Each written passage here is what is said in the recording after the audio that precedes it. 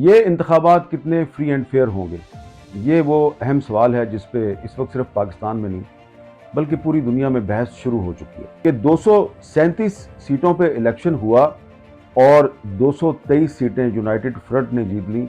मुस्लिम league ने सिर्फ 9 सीटें जीती और मोहतरमा फातिमा जना को उस इलेक्शन में धांधली से हरा दिया गया। और ये इंटरेस्टिंग बात है, उनके साथ शेख मुजीबुर रहमान था जिनको अयूब खान ने एंटी पाकिस्तान डिक्लेयर किया हुआ था, ये मादरे मिल्लत के साथ। 1970 का जो इलेक्शन है उसके हवाले से कुछ लोगों को ये गलत फहमी है कि ये बड़ा फेयर एंड फ्री इलेक्शन था। बिल्कुल ये बात गलत है। चौधरी शुजात हुसैन साहब कहते हैं 2008 का इलेक्शन फिक्स था।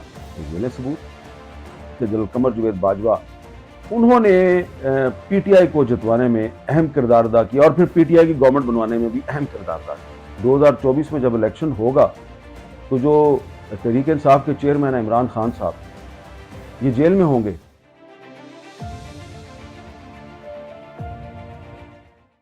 बिस्मिल्लाहिर्रहमानिर्रहीम, अस्सलाम वालेकुम।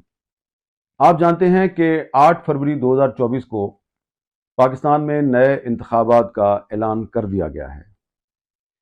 ये इंतखाबात कितने फ्री एंड फेयर होंगे? ये वो अहम सवाल है जिस पे इस वक्त सिर्फ पाकिस्तान में नहीं बल्कि पूरी दुनिया में बहस शुरू हो चुकी है। इस इलेक्शन का ताल्लुक पाकिस्तान में सिर्फ पॉलिटिकल स्टेबिलिटी के साथ नहीं बल्कि पाकिस्तान की इकोनॉमी के साथ भी है। ये इलेक्शन अगर फ्री एंड फेयर होगा तो पाकिस्तान में सियासी इस्तेहकाम भी आएगा और पाकिस्तान की मुईशत जो है उसमें भी बेहतरी के आसार पैदा होंगे। लिहाजा इस सवाल का जवाब जानने के लिए कि ये इलेक्शन कितना फ्री एंड फेयर होगा, हमारे पास जो इस वक्त एक वाहिद पैमाना है वो ये है कि हम पाकिस्तान की सियासी तारीख की रोशनी में ये जायजा लें कि ये इलेक्शन कितना फ्री एंड फेयर होगा। आपको शायद मालूम हो या ना हो कि पाकिस्तान जब 1947 में बना तो उसके बाद काफ़ी साल तक पाकिस्तान में इंतखाबात नहीं हुए।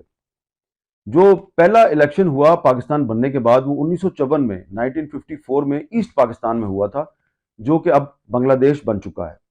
और इस इलेक्शन के नताइज थे जो वो बहुत ही हैरान कुन थे। ईस्ट पाकिस्तान की जो असम्बली थी, प्रोविंशियल असम्बली, उसकी 237 सीटें थी और 237 सीटों के लिए जब इलेक्शन हुआ तो मुस्लिम लीग के मुकाबले पे अवामी लीग जो है वो कुछ दीगर सियासी जमातों के साथ इत्तेहाद बनाकर सामने आई, जिसको जगतो फ्रंट कहा जाता था, यानी कि यूनाइटेड फ्रंट। तो 1954 का जो इलेक्शन था, जो पहला इलेक्शन था पाकिस्तान में, उसमें पाकिस्तान की जो बानी जमात है जिसने पाकिस्तान बनाया था, मुस्लिम लीग, उसका मुकाबला यूनाइटेड फ्रंट के साथ था। और आप ये सुन के हैरान होंगे कि 237 सीटों पे इलेक्शन हुआ और 223 सीटें यूनाइटेड फ्रंट ने जीत ली। मुस्लिम लीग ने सिर्फ 9 सीटें जीती। ये इलेक्शन जनाब हुआ अप्रैल 1954 में और हुकूमत बनी जिसके चीफ मिनिस्टर बने ए के फजलुल हक साहब। ये वही ए के फजलुल हक साहब है जिन्होंने 23 मार्च 1940 को लाहौर में करारदाद लाहौर पेश की थी, जो करारदाद पाकिस्तान भी कहलाती है। और इनका ताल्लुक मुस्लिम लीग से नहीं था, ये कृषक श्रमिक पार्टी थी, उसके प्लेटफॉर्म से ये जीते थे और उन्होंने अलायंस किया था अवामी लीग के साथ।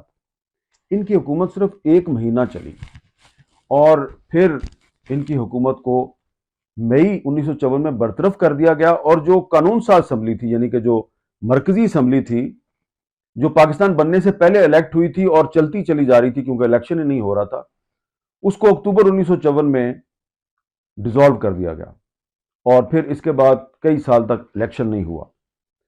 फिर इलेक्शन हुआ 1962 में।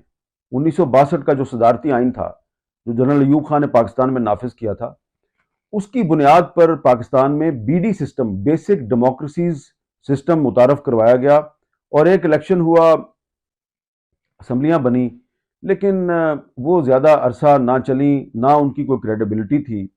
और इसलिए जो ईस्ट पाकिस्तान था, यानी कि मशरकी पाकिस्तान, वहाँ पे अलहदगी के रुझानात भी पैदा हो गए। फिर एक और इलेक्शन हुआ, वो भी एक सदारती इलेक्शन था जो 1965 में जनरल अयूब खान ने लड़ा इलेक्शन। उनके मुकाबले पे मोहतरमा फातिमा जना थी और मोहतरमा फातिमा जना को उस इलेक्शन में धांधली से हरा दिया गया। और ये इंटरेस्टिंग बात है कि मोहतरमा फातिमा जना के साथ कौन कौन लोग थे। उनके साथ शेख मुजीबुर रहमान था, जिसने बाद में बांग्लादेश बनाया, वो उनका ईस्ट पाकिस्तान में चीफ पोलिंग एजेंट था। मोहतरमा फातिमा जना के साथ और कौन लोग थे? उनके साथ थे जी नवाब खैर बख्श मरी साहब, जिन पर बाद में इल्ज़ाम लगाया कि वो बलूचिस्तान की अलहदगी की तहरीक चला रहे हैं। उनके साथ खान अब्दुल वली खान साहब थे, बाचा खान साहब थे। ये सारे लोग जिनको अयूब खान ने एंटी पाकिस्तान डिक्लेयर किया हुआ था, ये मादरे मिल्लत के साथ थे। बहरहाल मादरे मिल्लत 1965 का इलेक्शन हार गई। इसके बाद जो पहला जनरल इलेक्शन हुआ जी पाकिस्तान में, ये हुआ जी 1970 में।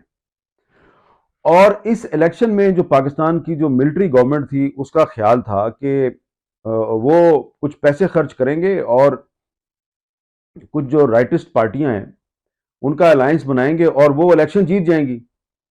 और इस मकसद के लिए एक सेल भी बनाया गया और उस सेल को हेड कर रहे थे मेजर जनरल गुलाम उमर साहब, और उन्होंने बाकायदा पैसे बांटे।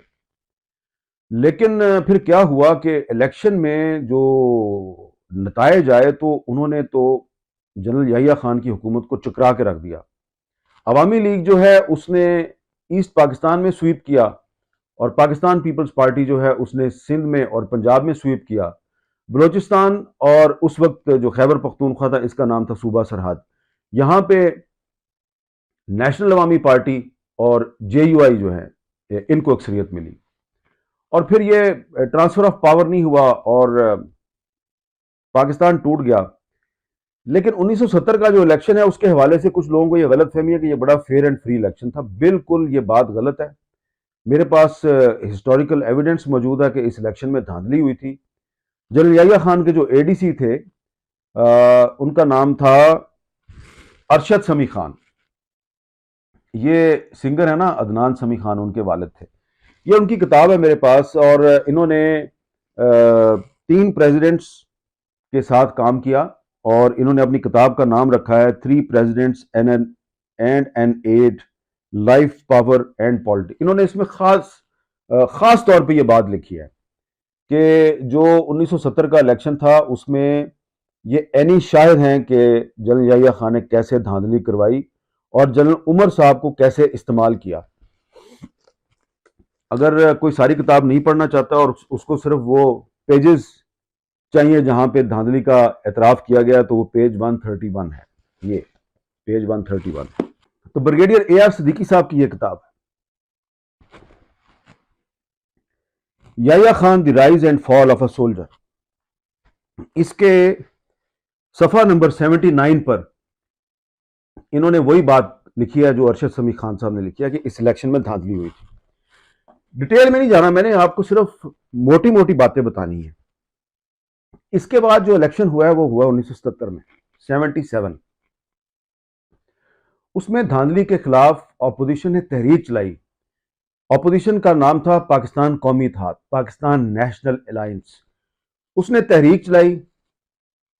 तहरीक के नतीजे में पाकिस्तान में मार्शल लॉ लग गया। 5 जुलाई 1977 को मार्शल लॉ लग गया। फिर एक तवील अरसा तक इलेक्शन नहीं हुआ।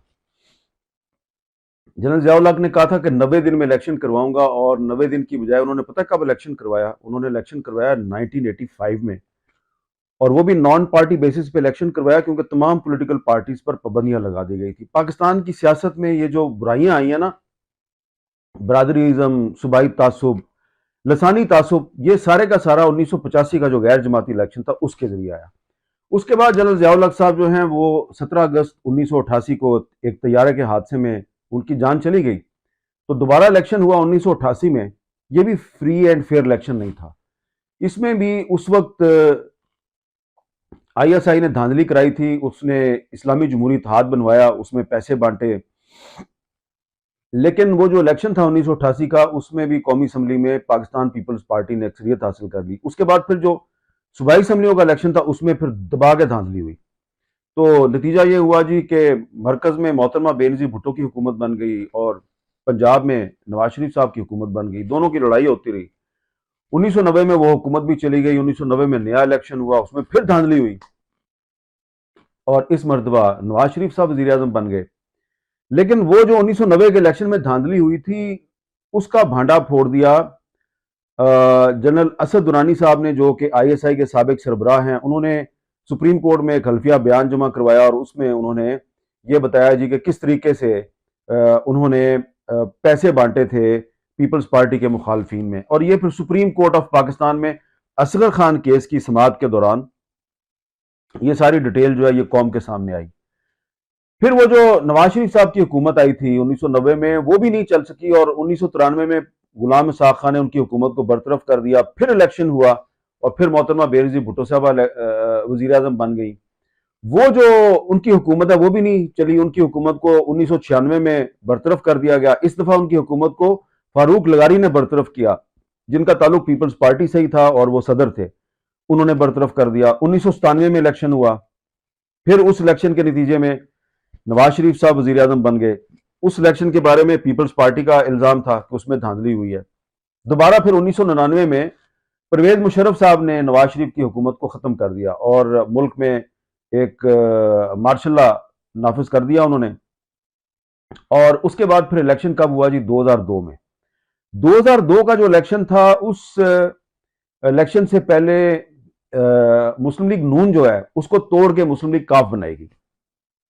और जब इलेक्शन का रिजल्ट आया तो मुस्लिम लीग काफ के पास हुकूमत बनाने के लिए सिंपल मेजॉरिटी नहीं थी, लिहाजा पीपल्स पार्टी को तोड़ा गया। उसमें से पीपल्स पार्टी पैट्रियट निकाली गई और फिर इस तरह मीर जफरुल्लाह खान जमाली साहब की हुकूमत बनी।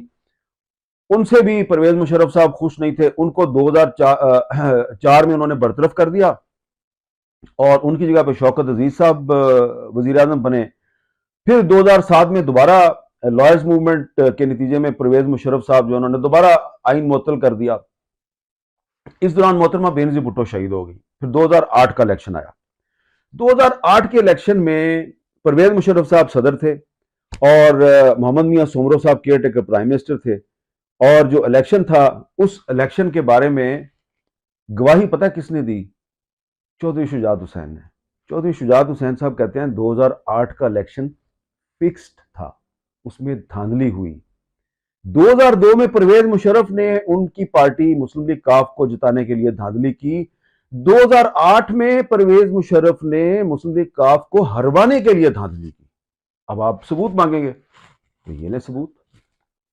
चौधरी शुजात हुसैन साहब की किताब है सच तो ये है, और इस किताब का जो आखिरी पेज है, उस आखिरी पेज पे चौधरी साहब ने रिचर्ड आर्मिटेज की गवाही पेश की है।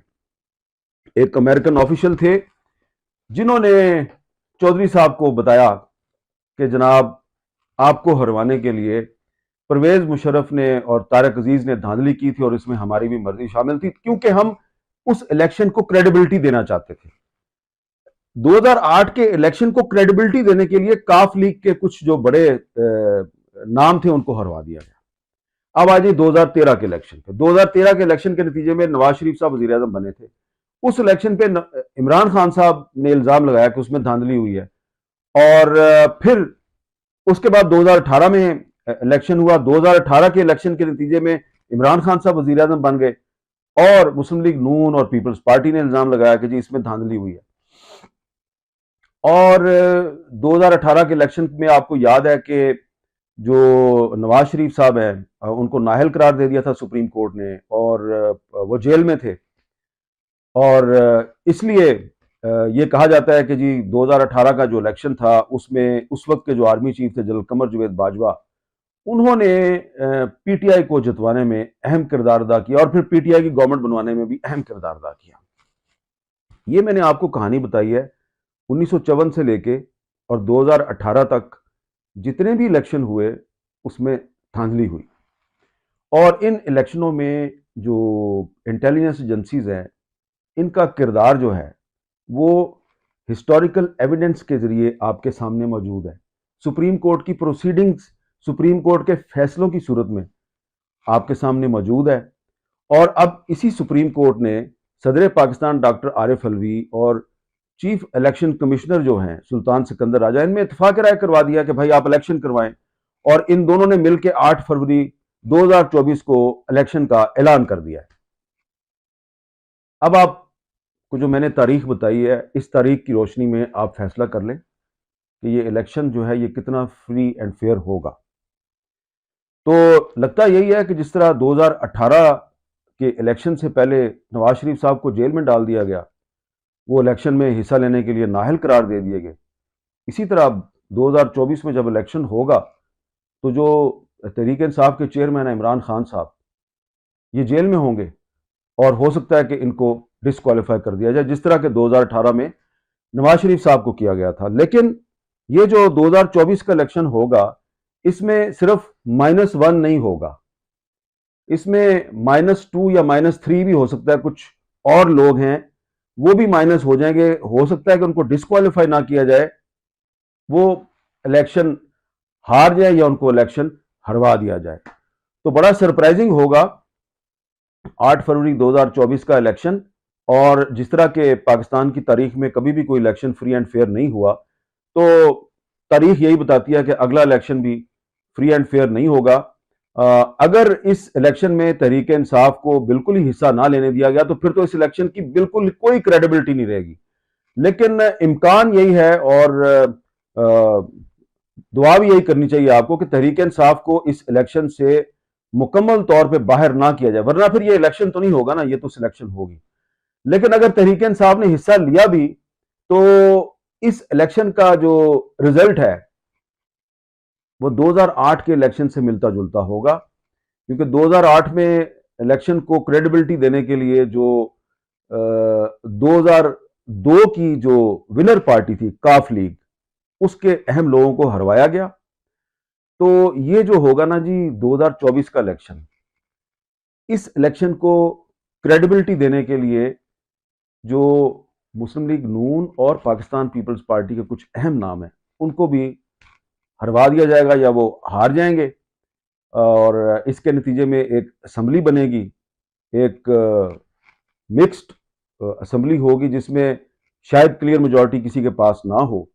और अगर इलेक्शन फ्री एंड फेयर ना हुआ तो यकीनन फौरी तौर पर पाकिस्तान में पॉलिटिकल स्टेबिलिटी भी नहीं आएगी।